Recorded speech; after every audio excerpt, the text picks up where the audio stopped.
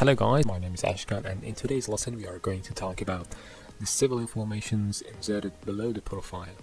Please like, comment and subscribe, and if you like this video, please introduce us to your friends. Okay, let's move on. As I told you previously, we have many informations above the profile and below the profile. In previous lesson we talked about these informations which are mechanical, but in today's lesson we are going to talk about those civil informations that are added below the profile. Okay, let's start with the first row. As I previously mentioned, we have a kilometer here, which is showing the exact kilometer of the pipeline. For example, each rectangle has a length of 10, 1, 2, 3, 4, 5, 6, 7, 8, 9, 10. It means that we are heading 100 meter of the pipeline, 200 meters, 300 meters, and at the end of the pipeline, which is located here, exactly 1, 2, 3, 4, 5, which is around 360, which is exactly the number which is indicated here in the plan. Okay, the next two rows are showing the project line elevation and ground elevation, which are talking about the exact elevation of the pipeline and ground. By using a XL line, you can understand the data below those sections you are investigating. For example, by making this XL line, it is an XL command in the AutoCAD, you can understand that the pipeline is somehow below the natural ground level, but the exact numbers are inserted here.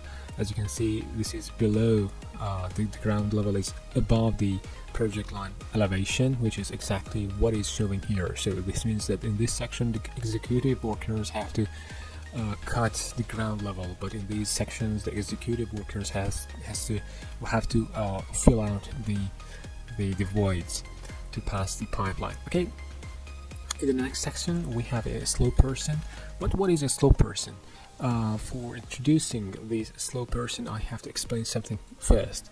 As I told you previously, the pipeline through its path goes rights and lefts. In these sections we have IPs, intersection points. When your pipeline is either rotated to the left or right, you have a IP. But when the pipeline is going up and down, which is shown in profile, we don't have any IPs, but the pipeline profile is separated by these vertical lines. If you make a XL command here,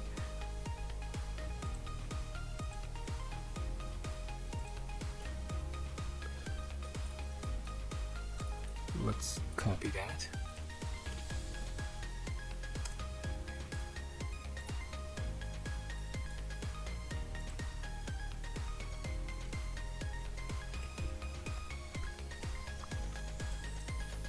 Excuse me, let's copy this. Okay, you can see it is okay. We've drawn some vertical lines on exactly the points where the pipeline is going up or down. Okay, as I told you, in profile section we have we have divided those sections with different kind of slopes, by the parallel vertical lines. As you can see, these lines are exactly matching those lines that are located here. Okay, in this section you can see that a slow person is this number and this number, which is exactly what numbers that are inserted on the profile itself. Okay, what is the length of the pipeline that it should go by that slope? It is the number that is inserted below that section. We have also a cumulative values, which is added in the row below those mentioned rows. For example, it is exactly 30.68 meters, and after that we have a 58.22 meters, which is the summation of these two values, and this goes through the root of the pipeline, where you reach at the end of the pipeline, which is exactly the final measurement of the pipeline length that those executive sections should buy and construct. Okay, let's go and move on. the server reference and the IP coordinates. These numbers and these values are showing the exact IP location of the pipeline. As you can see, the second IP is located around 20 meters, so we have to check it out. It is, yes, exactly, IP2 is behind 20 meters of the pipeline. Or for example, IP5 is located in 290, around 290. IP5 is around 290. It is exactly matching the plan. And the geographical coordinates of those IPs are also indicated here. As you can see, the easting and the northing are set above the IP. Okay, the next section is direction change. As I told you, on IPs and intersection points, the pipeline goes to the right or to the left. If the pipeline is turning to the left, we have a symbol which is located here, and if the pipeline is turning to the right, this is the symbol for turning to the right. But the exact degree is indicated in this section. The progressive horizontal distance is the next row. As I told you, we have two different types of pipeline length.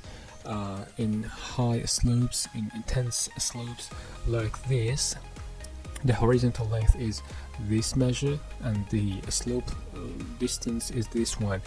But when you're purchasing pipe for constructing your pipeline, you have to buy the progressive the slope distance, because the exact length of the pipeline is this value, not the horizontal one. So we also add this information into the pipeline planner profile for better and convenience purchase.